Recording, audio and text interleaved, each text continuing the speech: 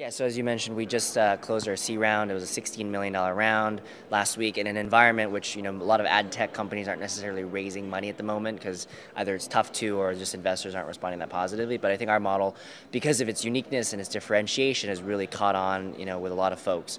So specifically about Kiip, for folks that aren't familiar, Kiip is very simple. It's a rewards platform embedded into mobile apps.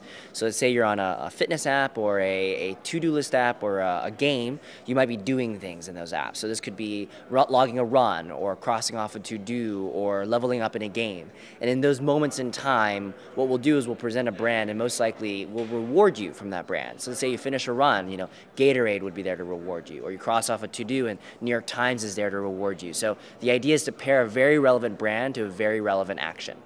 So today we work a lot with CPGs, retailers, QSRs, entertainment, and how they show up is in the app. We actually work directly with these apps. So we now have about 4,000 apps that have our SDK, our technology, embedded into it. And you might literally be in a run, you just finish a run, there's that moment of pause where you're looking at your screen to see what you just did, and then a reward will appear and present itself to you. And so the idea is you don't sign up to Kiip in a separate app, you don't register to us, it just happens to be what you're doing already, and we're in that experience, and we're kind of lightweight. There's no Kiip points, you just actually get the reward by claiming it to your email. So there's nothing you go to a separate screen to go and navigate. So right now, a lot of brands are finding it difficult to engage with consumers on mobile. And that's like an understatement of the century, right? So they think there's a very limited sort of real estate, limited opportunities. They're trying to figure out ways, and then you have this ad blocking issue that's come up now with Apple and the fact that iOS can now enable ad blocking. So right now, what brands see in the value, what we're creating is that we found an emotionally relevant and opportune time that consumers are responding positively and allowing the brand to be there naturally and respectfully. I think the key word is respect.